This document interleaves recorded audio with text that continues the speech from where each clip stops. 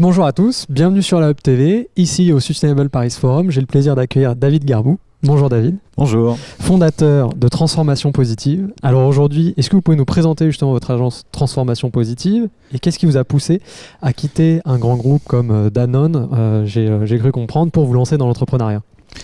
En fait, moi j'ai effectivement travaillé 20 ans dans la grande consommation, dans l'alimentaire en particulier. J'ai commencé effectivement chez Danone et puis j'ai passé un peu plus de 10 ans ensuite chez Le Sieur et 7 ans à la direction du marketing stratégique de Fleury Michon.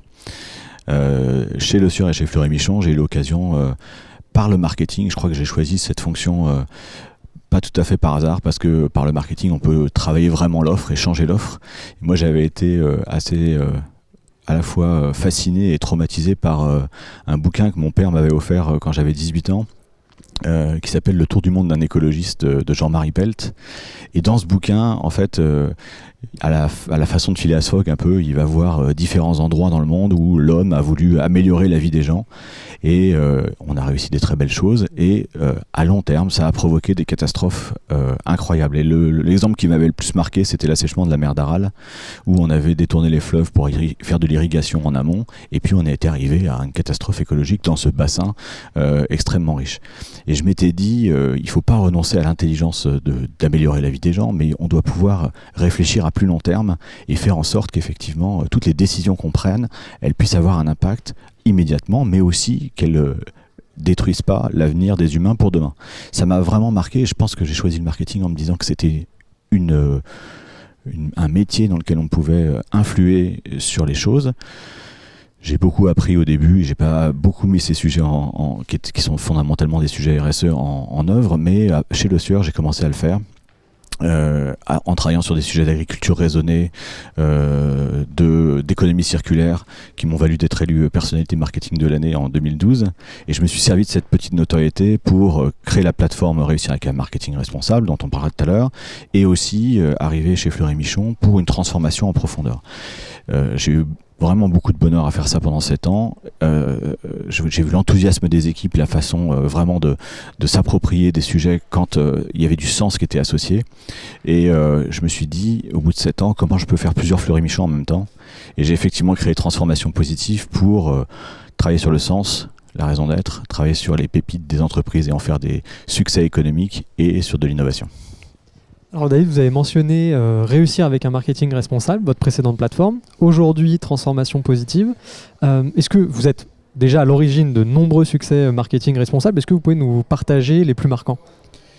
Oui, alors réussir avec un marketing responsable, elle existe toujours, cette plateforme. Je l'ai créée en 2013 et je l'ai créée à l'attention de mes collègues du marketing pour leur dire que quand ils mettaient les sujets de la RSE dans leur business, ça marchait beaucoup mieux que s'ils faisaient du business comme d'habitude. Et l'objectif de cette plateforme, c'est de mettre en avant en open source avec l'ADEME, sur le site de l'ADEME, des marques qui ont pris les sujets RSE, qui les ont intégrés dans l'offre et qui ont réussi à conquérir, à être plus performants sur le marché. Je me suis rendu compte que tout le monde dans les entreprises était d'accord pour sauver la planète, mais que quand il s'agissait de passer à l'action, on était toujours un peu tétanisé, on ne savait pas par où commencer. Et l'objectif, c'était de montrer qu'il y aurait plus de succès quand on prenait le sujet de la RSE dans le business et qu'on ne le laissait pas à une direction RSE. Il y a une 60aine de business case en open source sur cette plateforme, que des succès à vocation d'inspiration pour que le plus grand nombre puisse démultiplier ses impacts. Et moi, c'est ça qui m'intéresse vraiment, c'est de démultiplier les impacts. Donc on voit des sujets sur l'agriculture régénératrice, on voit des sujets sur l'économie circulaire, on voit des sujets sur la suppression du plastique, à chaque fois avec des succès business, et c'est ça qui est passionnant. Alors pour démultiplier et justement amplifier cet impact, quelle serait votre vision pour le futur du marketing et comment est-ce qu'on pourrait rassembler un plus grand nombre d'acteurs vers une communication justement plus responsable? Alors moi je suis convaincu que le marketing, c'est une arme de construction massive, à condition, bien sûr, qu'elle serve une stratégie d'impact de l'entreprise. C'est vraiment un outil au service d'une stratégie. Donc, si la stratégie est une stratégie à impact, si la stratégie est une stratégie cohérente avec les 1,5 degré, le marketing est incontournable dans l'entreprise. Moi, j'ai vu plein de cas, en fait, le marketing et la communication d'ailleurs, hein. J'ai vu plein de cas où effectivement des entreprises disaient on fait des choses, mais on n'est pas parfait, donc on ne va pas communiquer tout de suite, on va attendre d'être parfait.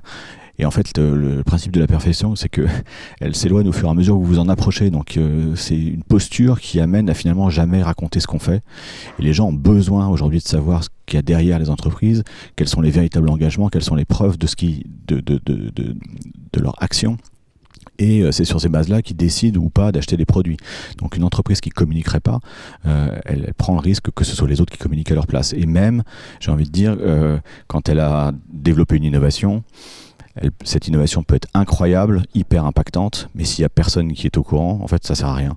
Donc il y a un véritable enjeu là, d'utiliser les outils du marketing pour à la fois travailler l'offre, c'est le préalable, et ensuite la porter auprès des publics pour que ces publics soient les premiers moteurs de l'achat, de la transformation, ce qui va donner à la fois de l'énergie à l'entreprise, parce que c'est un succès, ça fait toujours du bien, et des moyens pour continuer la transformation et la démultiplier.